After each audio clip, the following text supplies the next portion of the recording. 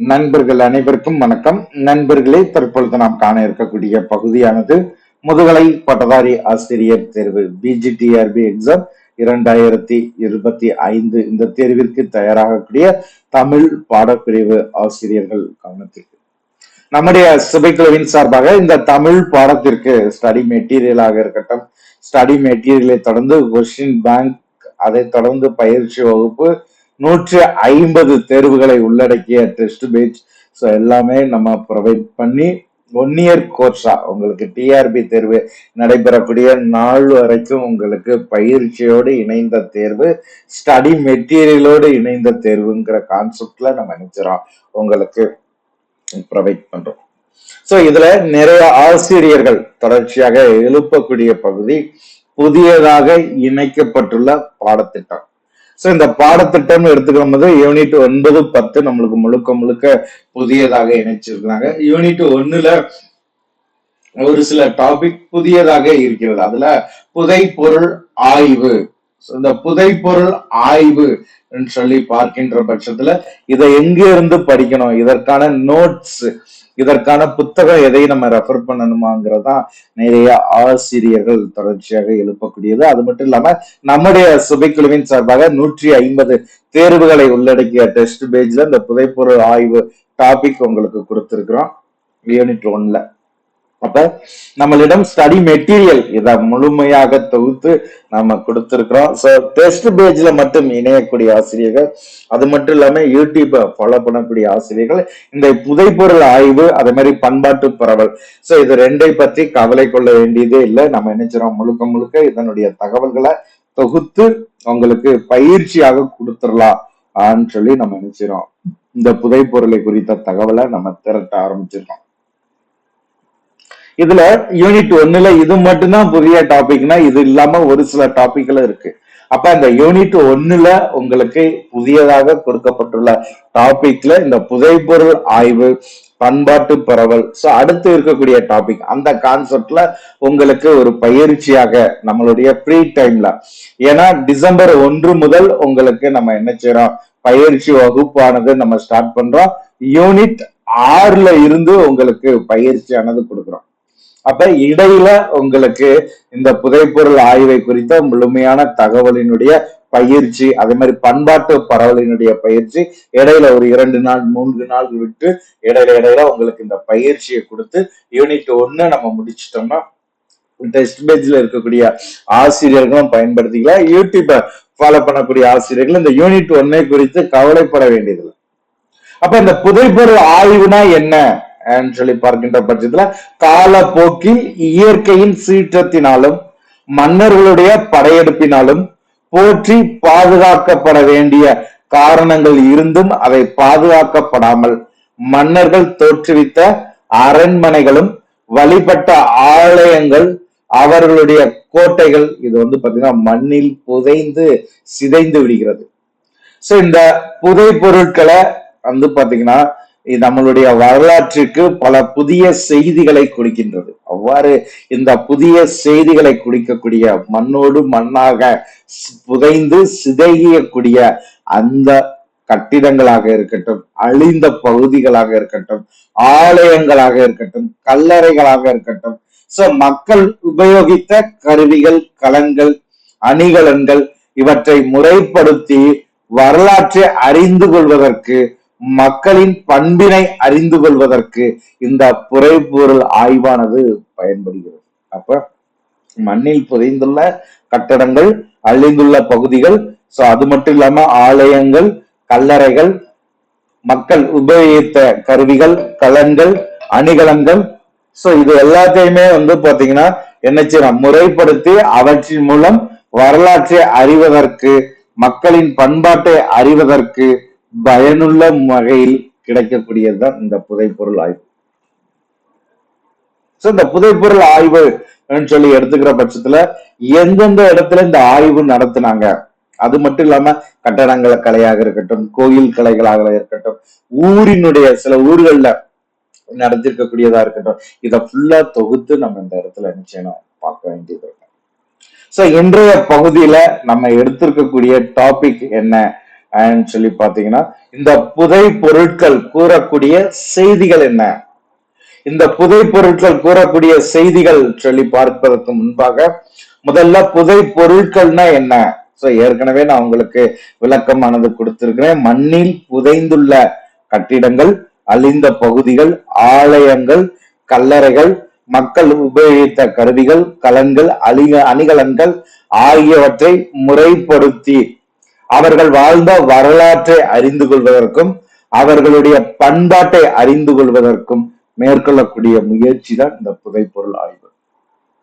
இந்த புதைப்பொருள் ஆய்வு கூறக்கூடிய செய்திகள் சொல்லி பார்க்கும் பொழுது ஒரு 4 செய்திகளானது மிக முக்கியமாக இருக்கக்கூடிய பகுதி.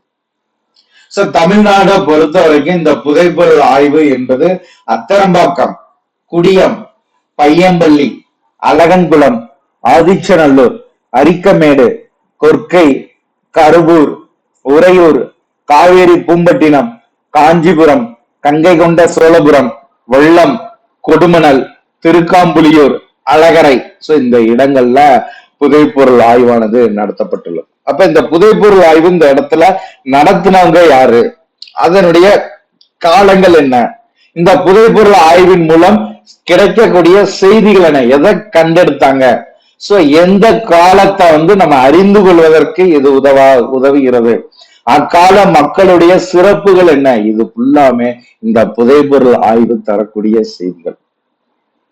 அப்படி பார்க்கின்ற பட்சத்துல இந்த பகுதியில அத்தரம்பாக்கத்துல ஆரம்பிச்சு உங்களுக்கு அழகரை வரைக்கும் இருக்கக்கூடிய அகல் ஆய்வு, அதை யாரு ஆய்வு செய்தா, அதனுடைய காலம் என்ன, எல்லாத்தையுமே தொகுத்து இந்த பகுதியில நம்ம நினைச்சு பார்க்க போறோம்.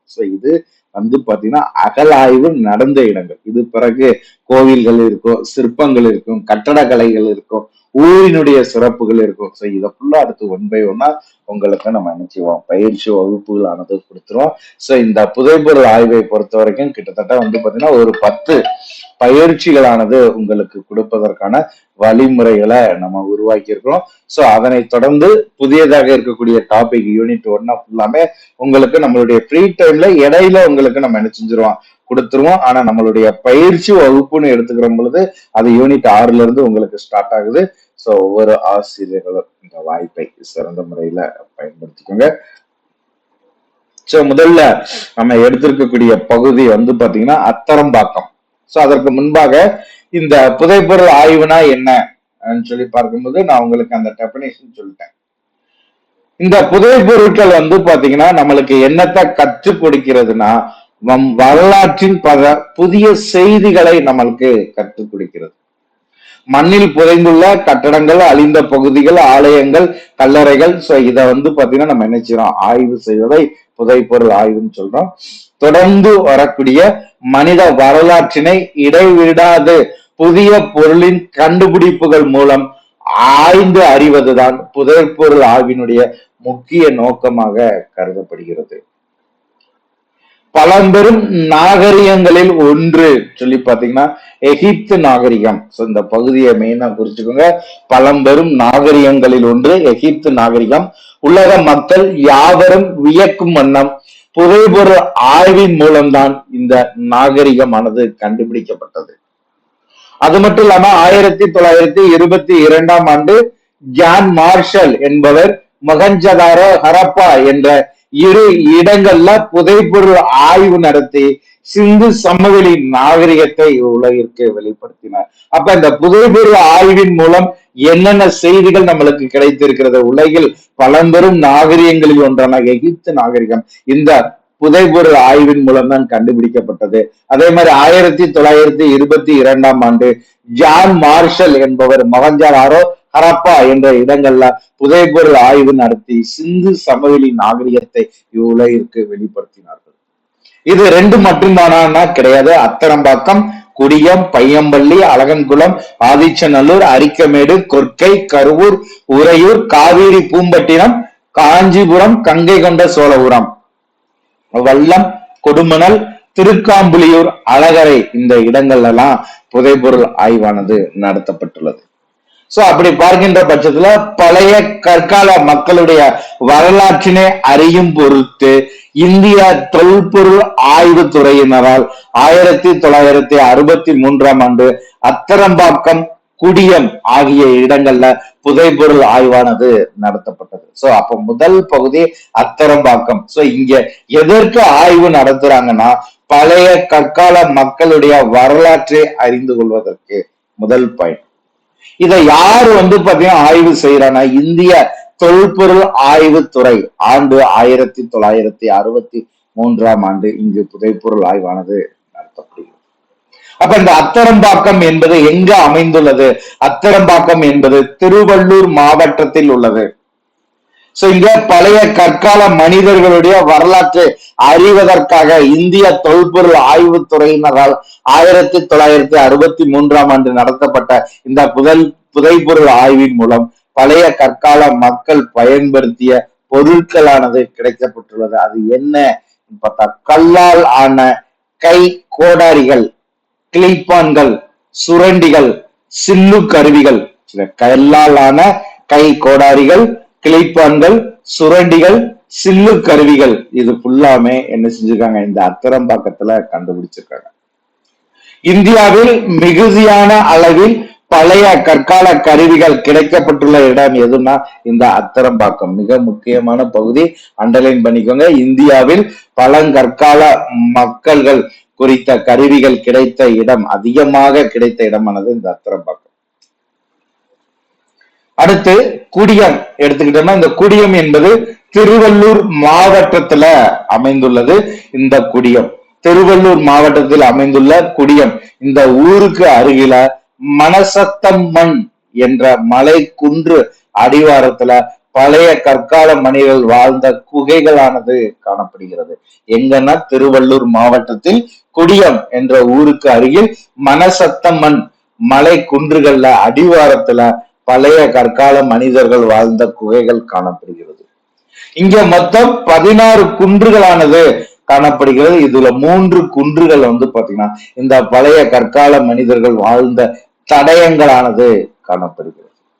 சோ அது மட்டும் இல்லாம அந்த காலத்துல மக்கள் நெருப்பின் பயனை அறிந்து இங்கு வாழ்ந்த மக்கள் கற்கருவிகளை செய்யும் தொழில்நுட்பத்துல படிப்படியாக முன்னேறி வளர்ச்சி அடைந்தனர் என்பது இந்த புதைப்பொருள் ஆய்வின் மூலம் கண்டுபிடிக்கப்படுகிறது. இந்த குடியம் பகுதியில கண்டுபிடிக்கப்பட்ட அகலாய்வு, புதைப்பொருள் ஆய்வுல கண்டுபிடிக்கப்பட்டதுன்னு சொல்லி பார்க்கும்போது கற்கருவிகள், கை கோடாரிகள், கிளிப்பான்கள், வெட்டிகள், சுரண்டிகள். சோ இது ஃபுல்லாமே இங்கு கண்டுபிடிக்கப்பட்டது. அடுத்த புதைப்பொருள் ஆய்வுன்னு பாத்தீங்கன்னா பையம்பள்ளி. இந்த பையம்பள்ளியில நடைபெற்ற புதைப்பொருள் ஆய்வு பாத்தீங்கன்னா எதற்காக?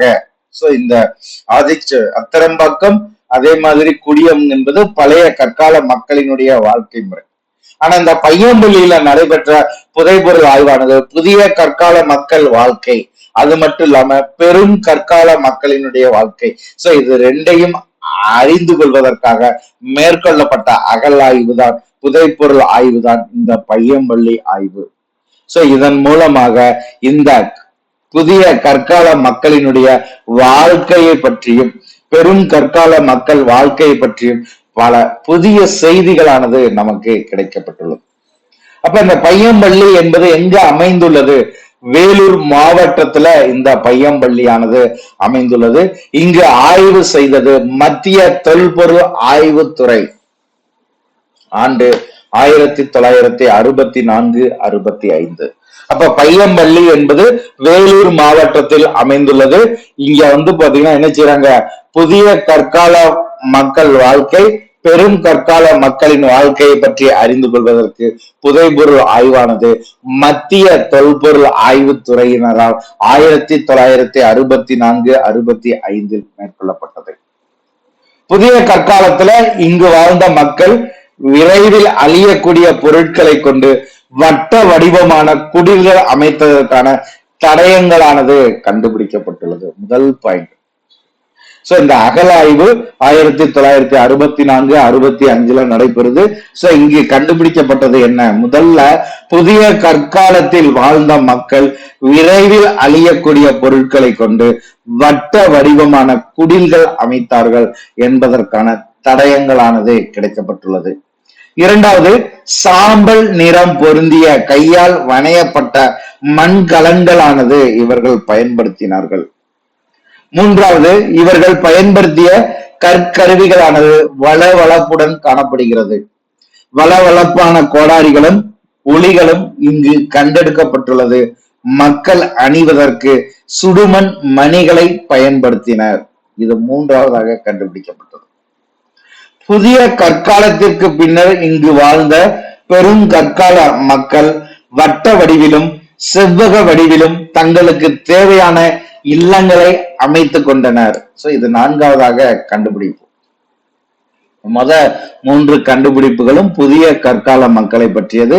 நான்காவது கண்டுபிடிப்பானது புதிய கற்காலத்திற்கு பின்னர் வாழ்ந்த பெருங்கற்கால மக்களானது வட்ட வடிவிலும் செவ்வக வடிவிலும் தங்களுக்கு தேவையான இல்லங்களை அமைத்துக் கொண்டனர். சோ இந்த இல்லங்களினுடைய தரை பகுதிகள் எவ்வாறு இருந்ததுன்னா சுண்ணாம்பாலும் செந்நிற மண்ணாலும் மெழுகப்பட்டிருந்தது. அது மட்டும் இல்லாம இங்கு வாழ்ந்த மக்கள் இரும்பு தாதுகளை உருக்கி தங்களுக்கு தேவையான இரும்பு கத்திகளையும் கதிர் அரிவாள்களையும் ஆணிகளையும் செய்து கொண்டனர். அவர்கள் உணவு உட்கொள்வதற்கு பயன்படுத்திய கருகிய கேழ்வரகானது இங்கு கண்டுபிடிக்கப்பட்டுள்ளது. எங்க? பையம்பள்ளியில் நடைபெற்ற புதைபொருள் ஆய்வில்.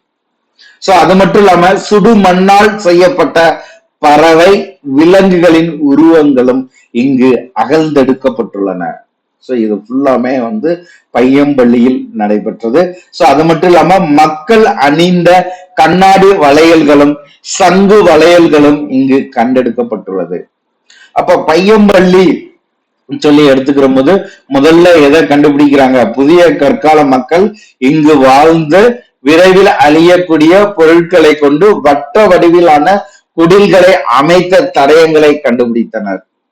இரண்டாவது, சாம்பல் நிறம் பொருந்திய கையால் வணையப்பட்ட மண்கலன்களை அவர்கள் பயன்படுத்தினார்கள் என்பது கண்டுபிடிக்கப்பட்டது. மூன்றாவது, அவர்கள் பயன்படுத்திய கற்கருவிகளானது வலுவழுப்புடன் காணப்பட்டது. காரணம், வலுவழுப்பான கோடாரிகள் ஒளிகள் இங்கு கண்டெடுக்கப்பட்டன. மக்கள் அணிவதற்கு சுடுமண் மணிகளை பயன்படுத்தினர். இதுவும் கண்டுபிடிக்கப்பட்டது. சோ இது மூன்றுமே புதிய கற்காலம். நான்காவது, புதிய கற்காலத்திற்கு பின்னர் இங்கு வந்த பெருங்கற்கால மக்களானது முதல்ல அவர்கள் கட்டிய வட்ட வடிவில மாற்றி வட்ட வடிவிலும் இருந்தது செவ்வக வடிவிலும் தங்களுக்கு தேவையான இல்லங்களை அமைத்துக் கொண்டனர். ஐந்தாவது பாயிண்ட், இந்த இல்லங்கள்ல என்ன செய்றாங்க? தரைப்பகுதியானது சுண்ணாம்பாலும் அதே மாதிரி செந்நிற மண்ணாலும் மெழுகப்பட்டிருந்தது. அடுத்த கண்டுபிடிப்பு ஆறாவதானது, இங்கு வாழ்ந்த மக்கள் இரும்பு தாதுகளை உருக்கி தங்களுக்கு தேவையான இரும்பு கத்திகளையும் கதிர் அரிவாள்களையும் ஆணிகளையும் செய்து கொண்டனர். ஏழாவது கண்டுபிடிப்பானது, இவர்கள் உணவு உட்கொள்வதற்கு பயன்படுத்திய கருகிய கேழ்வரகானது கண்டுபிடிக்கப்பட்டது. எட்டாவது, சுடுமண்ணால் செய்யப்பட்ட பறவைகள் விலங்குகளின் உருவங்களும் இங்கு அகழ்ந்தெடுக்கப்பட்டன. மக்கள் அணிந்த கண்ணாடி வளையல்களும் சங்கு வளையல்களும் இங்கு கண்டெடுக்கப்பட்டது. அப்போ 9 கண்டுபிடிப்புகளானது இந்த பையம்பள்ளி வேலூர் மாவட்டத்தில் அமைந்துள்ளதுல என்ன செஞ்சிருக்காங்க? அகழ்வாய்வு மேற்கொண்டிருக்கிறாங்க. அடுத்த அகழ்வாய்வு செய்த இடமானது தூத்துக்குடி மாவட்டத்தில் உள்ள ஆதிச்சநல்லூர். மிக முக்கியமான பகுதி. தூத்துக்குடி மாவட்டத்தில் உள்ள ஆதிச்சநல்லூர் என்னும் இடத்தில் அலெக்சாண்டர் ரே என்பவர் 1900 கிபியில் புதைப்பொருள் ஆய்வானது நடத்தினார். அப்ப தூத்துக்குடி மாவட்டத்துல இருக்கக்கூடியதுதான் ஆதிச்சநல்லூர். இங்க யாரு ஆய்வு மேற்கொள்றாருன்னா அலெக்சாண்டர் ரே என்பவர் கிபி 1900 புதைப்பொருள் ஆய்வு நடத்துறாரு. அப்படி புதைப்பொருள் ஆய்வு நடத்தி அவர் கண்டெடுத்தது என்ன? முதல்ல அவர் கண்டெடுத்தது இறந்தவர்களை தாலியில் இட்டு புதைக்கக்கூடிய வழக்கங்கள் நிலவுவதை அவர் என்ன செய்றாரு, கண்டறிந்தார்.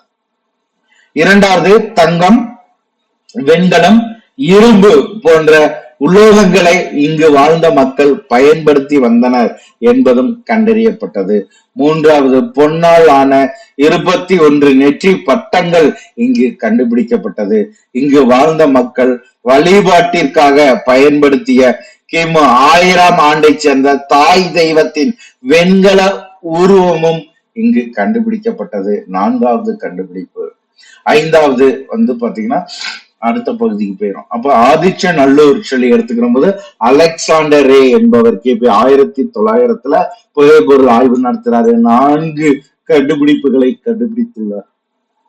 முதல்ல, இறந்தவர்களை தாழியில் இட்டு புதைக்கக்கூடிய வழக்கத்தையும், தங்கம், வெண்கலம், இரும்பு போன்ற உலோகங்களை இங்கு வாழ்ந்த மக்கள் பயன்படுத்தியதையும், பொன்னால் ஆன 21 நெற்றி பட்டங்கள் இங்கு வாழ்ந்த மக்கள் வழிபாட்டிற்காக தாய் தெய்வத்தின் வெண்கல உருவத்தையும் இவர் என்ன செய்யறாரு, கண்டுபிடிக்கிறார்.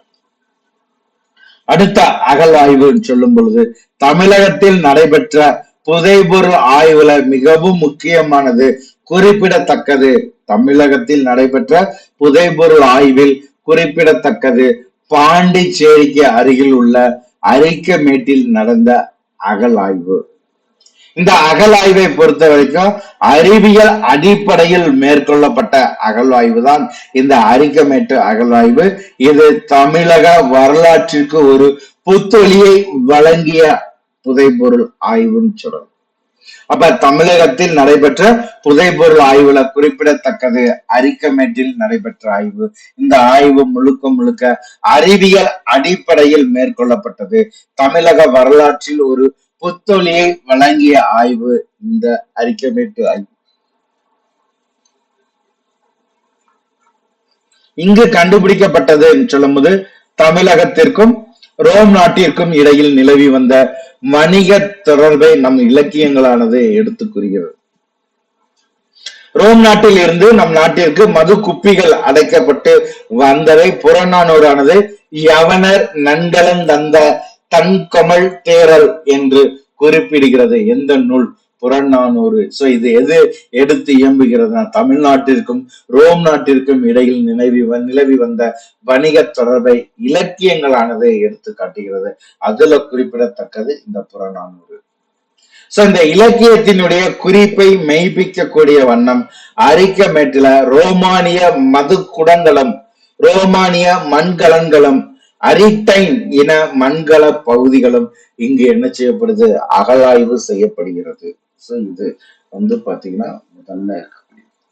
இரண்டாவது, இவை கிமு 50ஆம் ஆண்டு முதல் கிபி 200ஆம் ஆண்டு வரை இடைப்பட்ட காலத்தில் வந்திருக்க வேண்டும் என்று இங்கே புதைபொருள் ஆய்வு நடத்தியவர் யாருன்னா சர் மார்டிமர் வீலர் இவர் கருதுகிறார். சோ அது மட்டும் இல்லாம இந்த அரிக்கமேட்டில மஸ்லின் துணிகளுக்கு சாயம் துவைக்கக்கூடிய தொட்டிகளானது கண்டுபிடிக்கப்பட்டுள்ளது.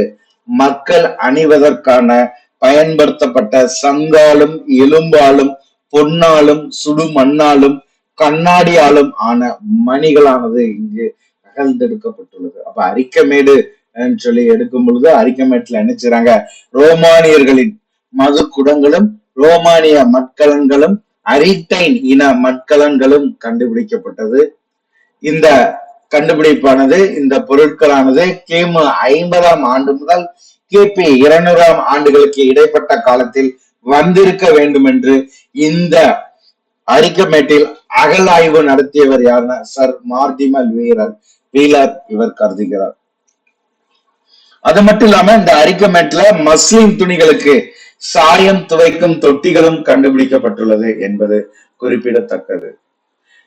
கிபி முதல் நூற்றாண்டை சேர்ந்த ரோமானிய அகல் விளக்கின் பகுதிகளும் பண்டைய தமிழ் எழுத்துக்கள் பொறிக்கப்பட்ட மட்கலன்களும் இங்கு அகழ்ந்தெடுக்கப்பட்டுள்ளன. சோ இவற்றில் தமிழ் எழுத்துக்களின் வளர்ச்சியை படிப்படியாக அறிவதற்கு இது பயன்படுகிறது.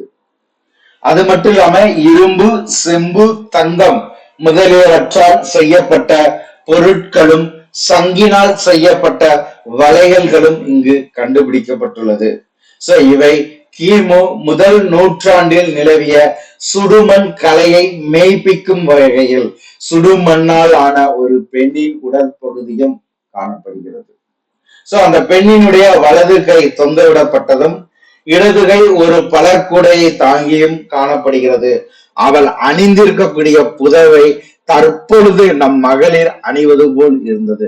சோ இந்த புதைபொருள் ஆய்வுல கிடைக்கப்பட்டுள்ள இவற்றை முழுமையாக பார்க்கும் பொழுது கிபி முதல் நூற்றாண்டில் இருந்து 2ஆம் நூற்றாண்டு வரை நாகரிக சிறப்பினை நமக்கு எடுத்து கூறுவதுடன் நம் மகளிர் புதவை அணியும் வழக்கமானது அக்கால அளவிலேயே கையாண்டு வந்தனர் என்ற செய்தியும் இதுல வெளிப்படுத்தப்படுகிறது.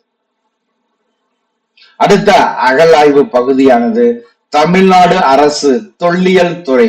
இந்த அகழ்வாய்வை மேற்கொள்பவர் யாருன்னா தமிழ்நாடு அரசினுடைய தொல்லியல் துறை திருநெல்வேலி மாவட்டத்தில் உள்ள கொர்க்கை என்னும் ஊரில் புதைப்பொருள் ஆய்வு நடத்தியது. அடுத்து நம்ம பார்க்கக்கூடிய பகுதி. சோ இங்க அகழாய்வு நடத்தியவர்கள் தமிழ்நாடு அரசினுடைய தொல்லியல் துறை.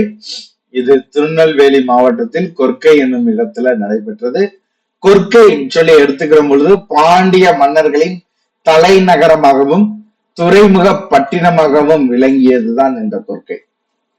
அதனாலதான் அகநானூறு இந்த கொர்க்கையை நச்சேர் ஒழுதி கொர்க்கை முன்துறை என்று குறிப்பிடுகிறது. சோ இந்த கொர்க்கையில் வாழ்ந்த மக்கள் கருப்பு சிவப்பு நிறம் பொருந்திய வளவளப்பான மட்கலங்களை பயன்படுத்தி வந்தனர். மட்கலங்களில் துண்டுகளானது 3 இந்த இடத்துல கண்டுபிடிக்கப்பட்டுள்ளது. எந்த இடத்துல? கொர்க்கையில் கண்டுபிடிக்கப்பட்டுள்ளது.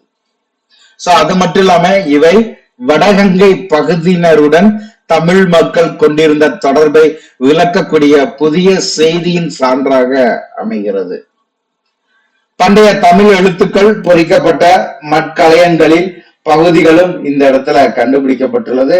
இவற்றில் இந்த மண் கலயங்கள் மேல ஸ்வஸ்திகம், திரிசூலம், சூரியன், நட்சத்திரம், முக்கோணம், படகு, அம்பு,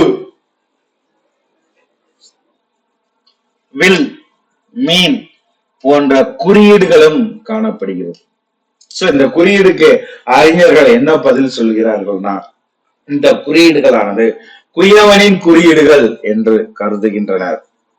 ரோம் நாட்டில் அரிஷோ என்ற இடத்தில் தயாரிக்கப்பட்ட அரிட்டைன் மண்கலங்களின் மீது குயவனின் முத்திரை பதிக்கப்பட்டுள்ளது ஆதாரமாக கொண்டு இந்த குறியீடுகளானது குயவனின் குறியீடுகள் என்று கருதுகின்றன. அப்ப ரோம் நாட்டுல அரிஷோ என்ற இடத்தில் தயாரிக்கப்பட்ட அரிட்டைன் மண்கலன்களின் மீதும் குயவனின் முத்திரையானது பதிக்கப்பட்டுள்ளதுனால அதை ஆதாரமாக கொண்டு இக்குறியீடுகளையும் குயவனின் குறியீடுகள் என்று கருதுகின்றனர்.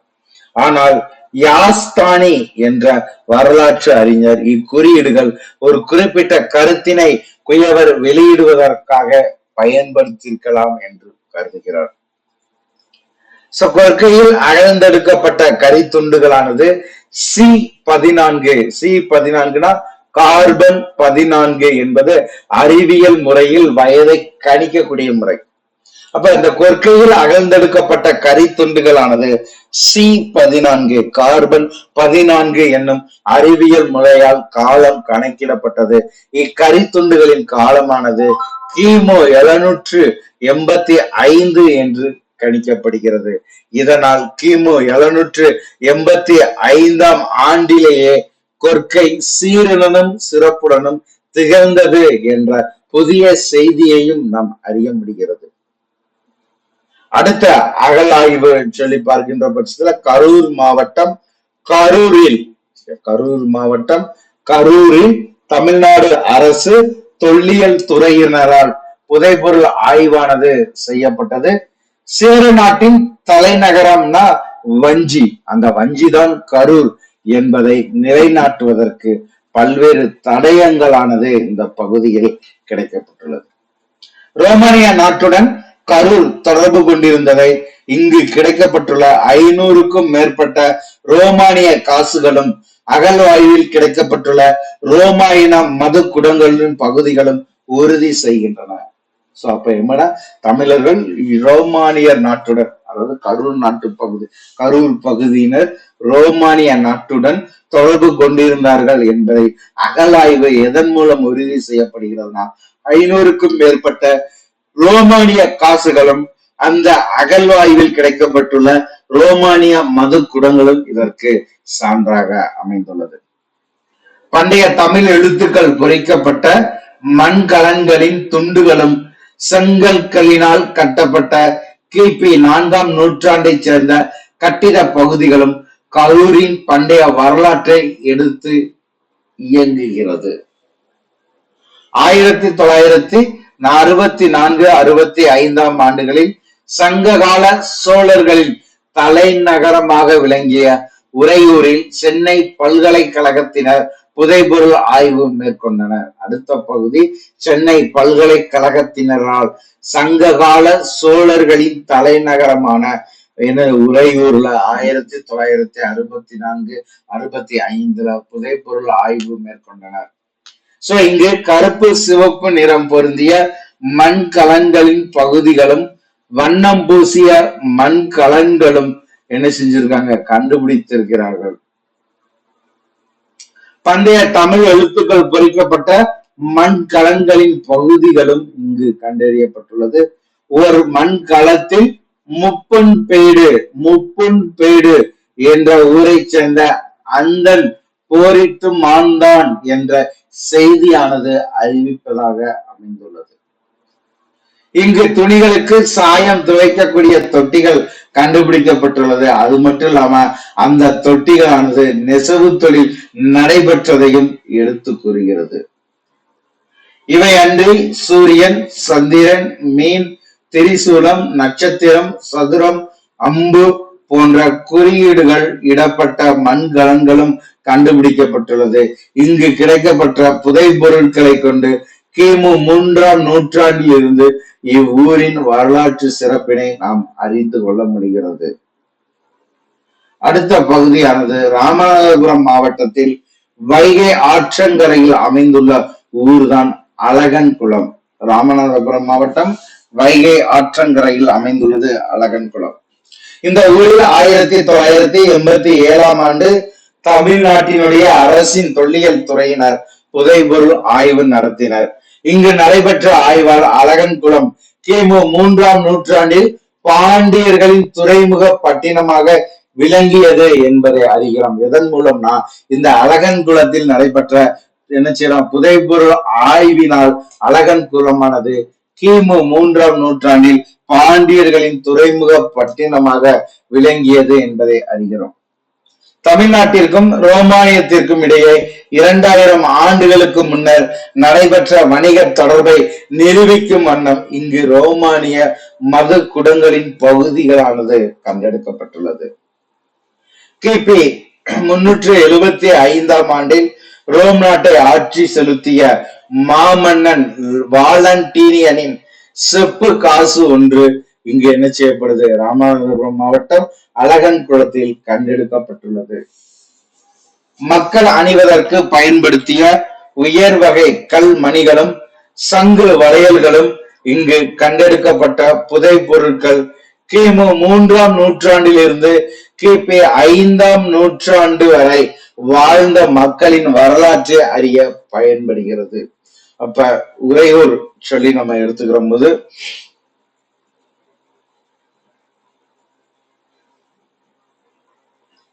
முதல்ல பாத்தீங்கன்னா நம்ம நினைச்சிடும், இதற்கு முன்பு உறையூர் நம்ம பார்த்தோம்.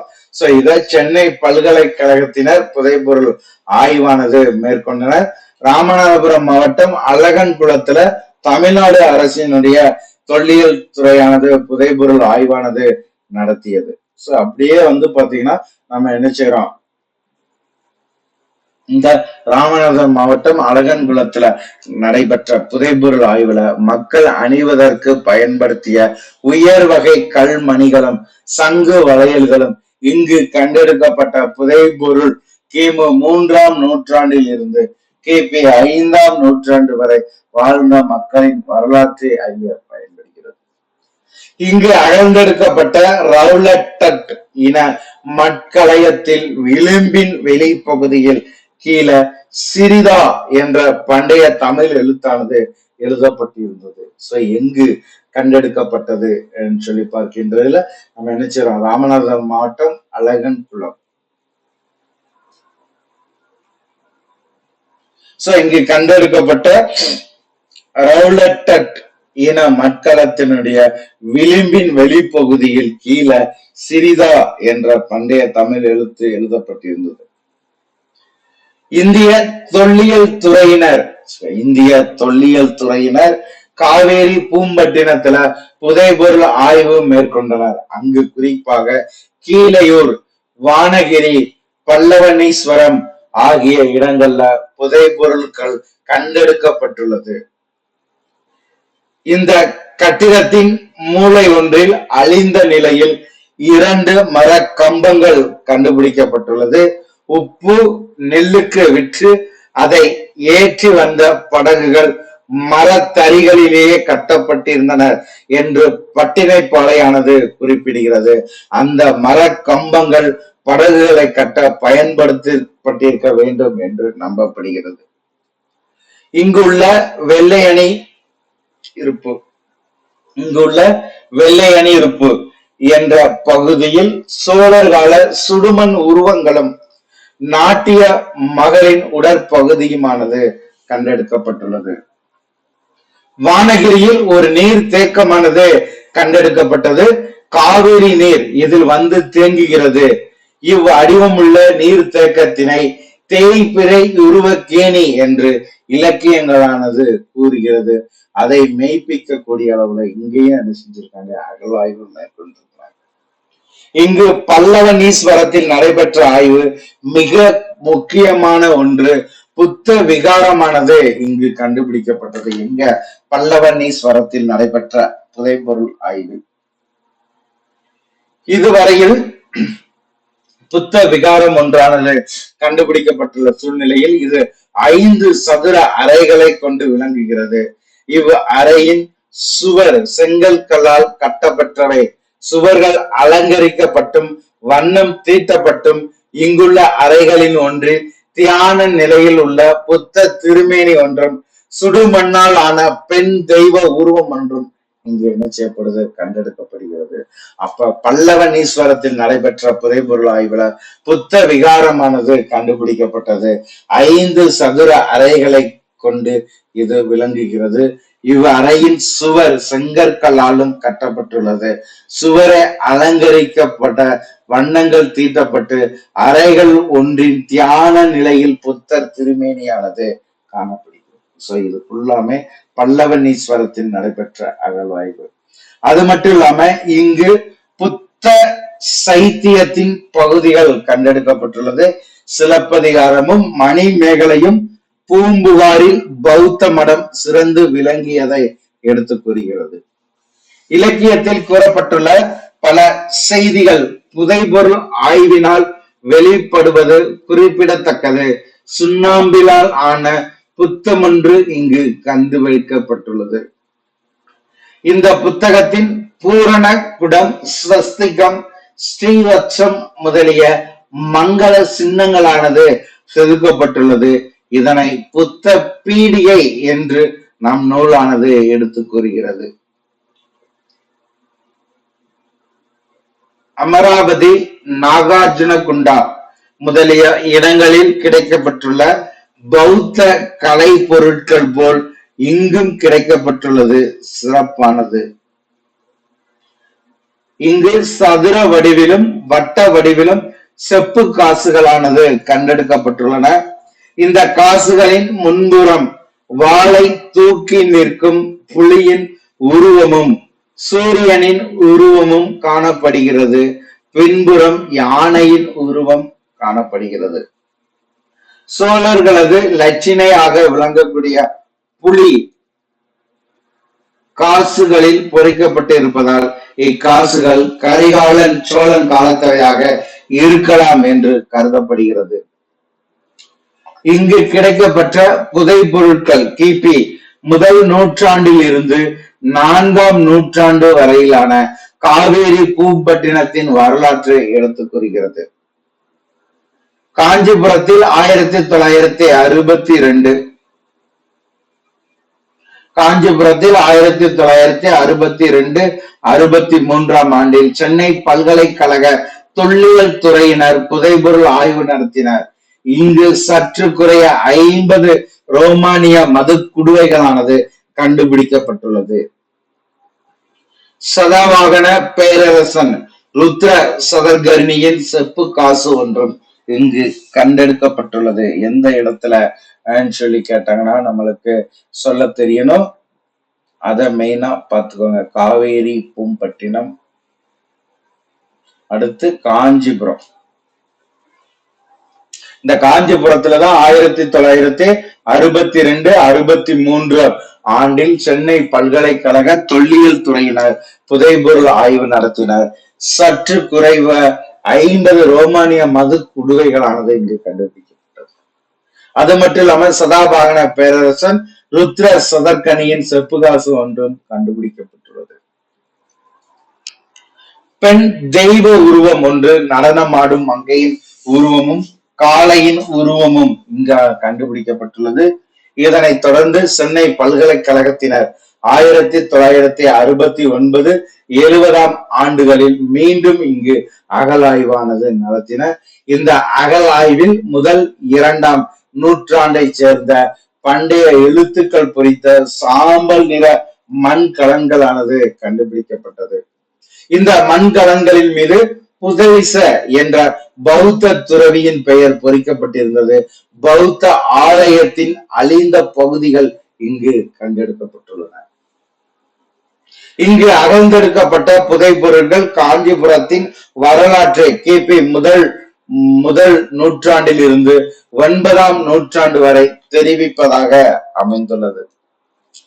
திருச்சி மாவட்டம் உட்கோட்டை என்னும் ஊரில் உள்ள மாளிகை மேட்டில் தமிழ்நாடு அரசு தொல்லியல் துறை பாத்தீங்கன்னா பொருள் ஆய்வு நடத்தினர்.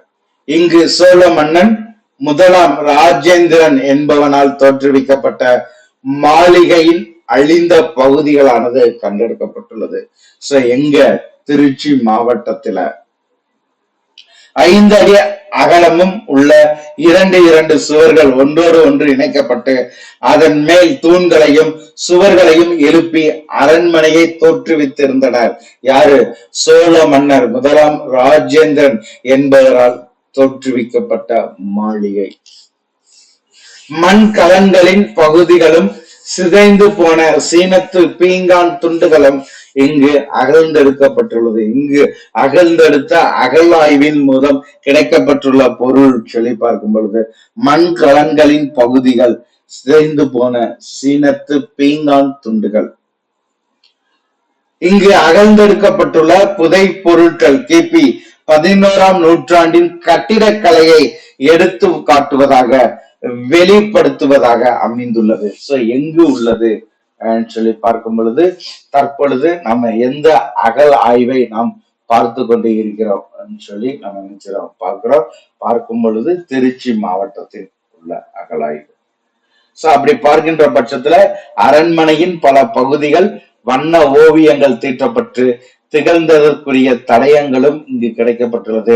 5 அடி அங்கலம் உள்ள 2 சுவர்கள் ஒன்றோடு ஒன்று இணைக்கப்பட்டு அதன் மேல் தூள்தனிகளின் சுவர்களையும் எழுப்பி அரண்மனையை தோற்றுவித்திருந்தனர் சோழ மன்னர். சோ அது ஃபுல்லாமே இங்கு எடுத்துக்கிறாங்க. அது மட்டும் இல்லாம இங்கு அகழ்ந்தெடுக்கப்பட்ட புதை பொருட்கள் கிபி 11ஆம் நூற்றாண்டின் கட்டிடக்கலையினை வெளிப்படுத்துவதாக அமைகிறது. அடுத்த பகுதியை சொல்லி பார்க்கும் பொழுது தஞ்சை தமிழ் பல்கலைக்கழகத்தினர் தஞ்சைக்கு அருகில் உள்ள வல்லம் என்ற ஊரில் அண்மையில் புதைபொருள் ஆய்வு நடத்தினர். யாரு? தஞ்சை தமிழ் பல்கலைக்கழகத்தினர் தஞ்சாவூருக்கு அருகில் உள்ள வல்லம் என்ற ஊரில் அண்மையில் புதைபொருள் ஆய்வு நடத்தினர். இந்த ஆய்வில் கிமு முதல் நூற்றாண்டை சேர்ந்த பண்டைய தமிழ் எழுத்து பொறிக்கப்பட்டிருந்த மண் கலன்களின் பகுதிகளானது கண்டுபிடிக்கப்பட்டுள்ளது. எங்குனா வள்ளத்தில் நடைபெற்ற புதைபொருள் ஆய்வின் மூலம் நினைச்சாங்க கிமு 1ஆம் நூற்றாண்டை சேர்ந்த பண்டைய தமிழ் எழுத்து பொறிக்கப்பட்ட மண்கலன்களின் பகுதிகள் அகழ்ந்தெடுக்கப்பட்டுள்ளன.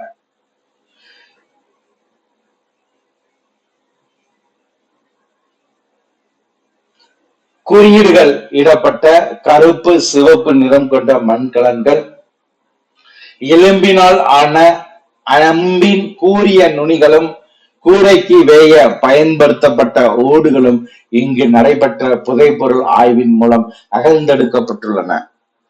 இங்கு அகழ்ந்தெடுக்கப்பட்டுள்ள கரி துண்டானது C14 அப்ப கார்பன் 14 என்னும் அறிவியல் முறையில் காலத்தை கணித்ததில் இங்குள்ள வள்ளம் கோட்டையானது கிபி 7ஆம் நூற்றாண்டிலோ அல்லது அதற்கு பின்னரோ எழுப்பப்பட்டிருக்கலாம் என்று தெரிகிறது. பெரும்பாலும் இக்கோட்டை குறுநில மன்னர்களாக விளங்கிய முத்தையர்களால் எடுக்கப்பட்டிருக்கலாம்.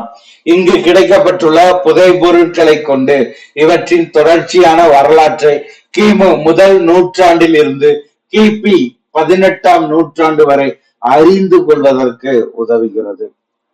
தஞ்சை தமிழ் பல்கலைக்கழகத்தினர் பெரியார் மாவட்டத்தில் கொடுமணல் என்ற ஊரில் 1985-86ஆம் ஆண்டுகளில் புதைபொருள் ஆய்வை நடத்தினர். யாருன்னா தஞ்சை தமிழ் பல்கலைக்கழகத்தினர் பெரியார் மாவட்டம் கொடுமணல் என்ற ஊர்ல 1985-86 ஆண்டுகள்ல புதைபொருள் ஆய்வு நடத்தினர்.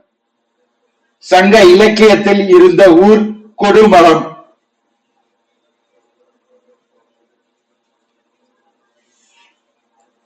சங்க இலக்கியத்தில் காணப்படக்கூடிய ஊரானது கொடுமணம் என்னும் பெயரில் விலை உயர்ந்த கற்களை கொண்டு அணிகலன்களும் செய்யும் புகழ்பெற்ற இடமாக இது வர்ணிக்கப்படுகிறது.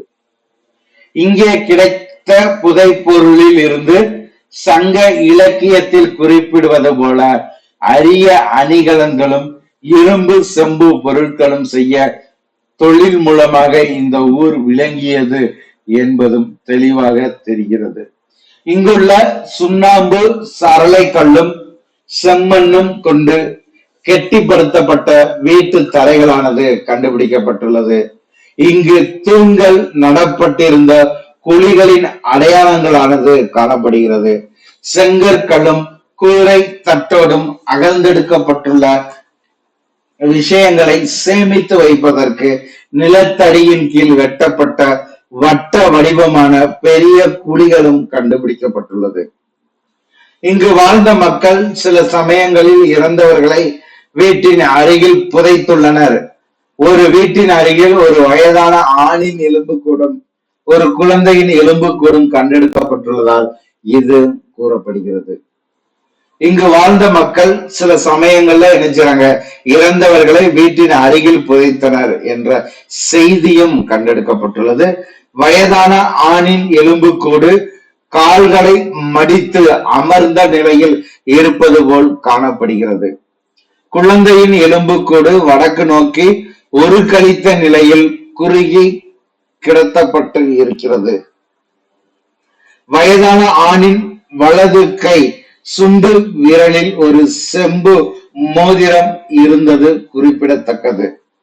வண்ண கோடுகள் தீட்டப்பட்ட கருப்பு சிவப்பு நிறம் பொருந்திய மண் கலன்களின் துண்டுகள் இங்கு கண்டுபிடிக்கப்பட்டுள்ளன. அவற்றின் மேல் பண்டைய எழுத்தில் கண்ணன், ஆதன், வருணிய, அகல், கூழந்தை, வம்பம், அகல் போன்ற வாசகங்களானது காணப்படுகிறது. இரும்பாலான அம்பு, நுனி கத்தி, அறம், ஆணி, உளிகள், செம்பாலான சிறிய ஒளிமணி துளையிடும் ஊசிகள், தூண்டில், முள், காதணி முதலியன கண்டுபிடிக்கப்பட்டுள்ளது. இரும்பு தாதுவை உருக்கி காய்ச்சி பொருட்கள் செய்ததுக்கான தடயங்களானது இந்த என்ன செய்யறாங்க இந்த பகுதியில பேர்றாங்க. பளிங்கு கல், கார்டிலியனின் நீலம், பெரிஸ், ஜாஸ்பர் முதலிய கற்களை கொண்டு மணிகள் செய்ததற்கான தடயங்கள் ஆனது இங்கு கிடைக்கப்பட்டுள்ளது. கிமு முதல் அல்லது 2ஆம் நூற்றாண்டை சேர்ந்த வெள்ளியால் செய்யப்பட்ட முத்திரை காசும் இங்கு கண்டுபிடிக்கப்பட்டுள்ளது. இந்த முத்திரை காசானது கிமு 3 அல்லது 2ஆம் நூற்றாண்டை சேர்ந்த வெள்ளியால் செய்யப்பட்ட முத்திரை காசானது இங்கு கண்டுபிடிக்கப்பட்டுள்ளது. அது மட்டும் இல்லாம பளிங்குக்கல், கார்னீலியன், நீலம், பெரிஸ், ஜாஸ்பர் முதலிய கற்களை கொண்டு மணிகள் செய்ததற்கான தடயங்களும் காணப்படுகிறது. இங்குள்ள ஈமை காட்டில் கற்பது கைகள் அகழ்ந்தெடுக்கப்பட்டுள்ளன. இரும்புலால் ஆன கத்தி, கடையம், வாள் போன்ற நீண்ட ஆயுதங்களும் இங்கு கண்டெடுக்கப்பட்டுள்ளது. இவை இறந்தவர்களின் படை கலன்களாக இருக்கலாம். 4 கான்களை உடைய பெரிய சாதிகளும் கருப்பு சிவப்பு நிறம் பொருந்திய மண் கலன்களும் உடுக்கை வடிவிலான பாத்திரம் தாங்கிகளும் சிறிய குவளைகளும் மூடிகளும் இங்கு நடைபெற்ற அகழ்ந்தாய்வில் கண்டெடுக்கப்பட்டுள்ளது. செம்பிலால் ஆன கிண்ணமும் தட்டும் கார்னீலியன் மணிகளும் ஈய கம்பி சுருள் மாலையும் இங்கு அகழ்ந்தெடுக்கப்பட்டுள்ளது. இந்த ஊரில் உள்ள ஈம காட்டிலும் கண்டெடுக்கப்பட்டுள்ள புதை பொருட்களை கொண்டு ஏறக்குறைய கிமு 3ஆம் நூற்றாண்டிலிருந்து கிபி 3ஆம் நூற்றாண்டு வரையிலான கால பகுதியின் வரலாற்றை நாம் அறிந்து கொள்ளலாம்.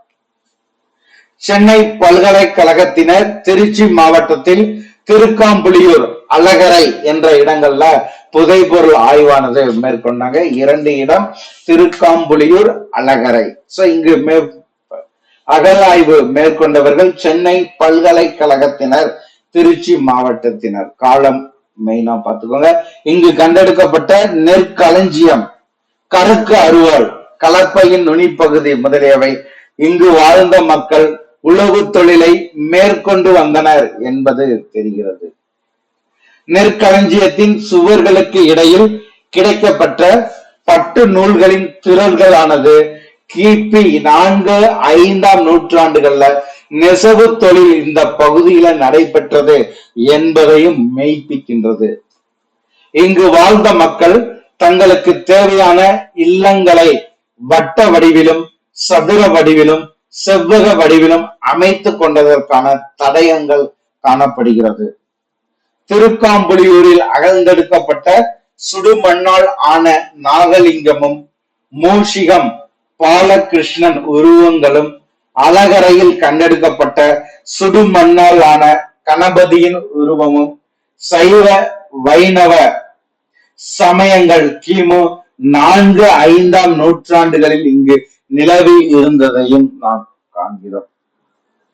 இங்கு கிடைக்கப்பட்ட புதைபொருள் கிமு 3ஆம் நூற்றாண்டில் இருந்து இப்பகுதியின் வரலாற்றை அறிவிப்பதாய் அமைந்துள்ளன. கிமு 3ஆம் நூற்றாண்டில் இருந்து தமிழகத்தின் தொடர்ச்சியான வரலாற்றை இடைவிடாது அறிய அகழ்வாய்வில் கிடைத்த புதை பொருட்கள் நமக்கு மிகவும் பயன்படக்கூடியதாக, மிகவும் துணை புரியக்கூடியதாக அமைந்துள்ளது.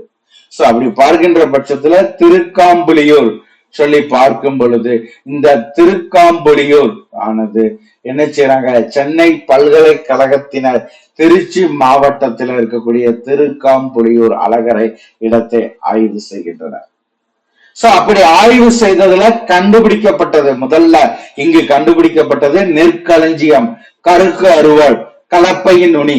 இதை கொண்டு இங்கு வாழ்ந்த மக்கள் உழவு தொழிலை மேற்கொண்டு வந்தனர் என்பது தெரிகிறது. 2வது பகுதியானது நெற்களஞ்சியத்தின் சுவர்களும் அவற்றிற்கு இடையில் கிடைக்கப்பட்டுள்ள பட்டு நூல்களின் திரள்கள் இங்கு கிபி 4-5 நூற்றாண்டுகளில் நெசவு தொழில் நடைபெற்றதை எடுத்துக் கொள்கிறது. அப்ப இது 2வது பாயிண்ட். 3வது பாயிண்ட், இங்கு வாழ்ந்த மக்கள் தங்களுக்கு தேவையான இல்லங்களை வட்ட வடிவிலும், இங்கு வாழ்ந்த மக்கள் தங்களுக்கு தேவையான இல்லங்களை வட்ட வடிவிலும் சதுர வடிவிலும் செவ்வக வடிவிலும் அமைத்துக் கொண்டதற்கான தடயங்கள் காணப்படுகிறது. இது அடுத்த பாயிண்ட். அதுக்கடுத்து திருக்காம்புலியூரில் அகழ்ந்தெடுக்கப்பட்ட சுடுமண்ணால் ஆன நாகலிங்கமும் மூஷிகம் பாலகிருஷ்ணன் உருவங்களும் அழகரையில் கண்டெடுக்கப்பட்ட சுடு மண்ணால் ஆன கணபதியின் உருவமும் சைவ வைணவ சமயங்களானது கிபி 4ஆம் நூற்றாண்டில் 4-5 நூற்றாண்டிலேயே இங்கு நிலவி இருந்ததை நாம் காண்கின்றோம்.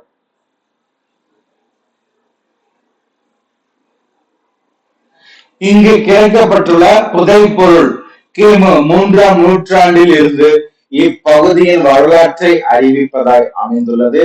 கிமு 3ஆம் நூற்றாண்டில் இருந்து தமிழகத்தின் தொடர்ச்சியான வரலாற்றை இடவிடாது அறிய அகல் ஆய்வில் கிடைத்த புதை பொருட்கள் நமக்கு மிகவும் துணை புரிவதாக அமைந்துள்ளது. சோ அப்ப இந்த பக்கத்துல அத்திரம்பாக்கம், பையம்பள்ளின்னு ஒவ்வொன்றினுடைய என்ன செய்றாங்க வரலாறானது அகழாய்வு புதை பொருளானது என்ன செய்றாங்க அதோட இணைத்து அகழாய்வானது மேற்கொள்றாங்க. ஆக மொத்தத்துல நம்மளுக்கு இருக்கக்கூடிய 10 யூனிட், இந்த 10 யூனிட்ல நம்ம கிட்டத்தட்ட நெருக்கி 1/1 பாத்தீங்கன்னா நம்ம என்ன செய்றோம் உங்களுக்கு உருவாக்கி கொடுத்துட்டு இருக்கோம். சோ அதுல முதல் யூனிட் புதை பொருள் கூறக்கூடிய செய்திகளினுடைய தகவல்கள் முழுமையாக தொகுத்து நான் எடுத்துருக்கேன், இங்க கொடுத்திருக்கேன். சோ அடுத்து ஒவ்வொரு டாபிக்கையும் நம்ம இடையில ஃப்ரீ டைம்ல கொடுப்போம். அதை முழுமையாக பெறுவதற்கு ஒவ்வொரு ஆசிரியர்களும் சுபிக்குழுவை முழுமையாக பயன்படுத்திக்கோங்க. சோ இந்த பயிற்சி வகுப்பை குறித்த கருத்துக்கள் தகவல்களுக்கு சுபிக்குழுவை தொடர்பு கொள்ளுங்கள். உங்களுடைய அரசு பணி கனவு லட்சியத்தை எட்டும் வரை சுபிக்குழுவோடு இணைந்து அரசு பணியை உரித்தாக்கிக் கொள்ளுங்கள். நன்றி நண்பர்களே.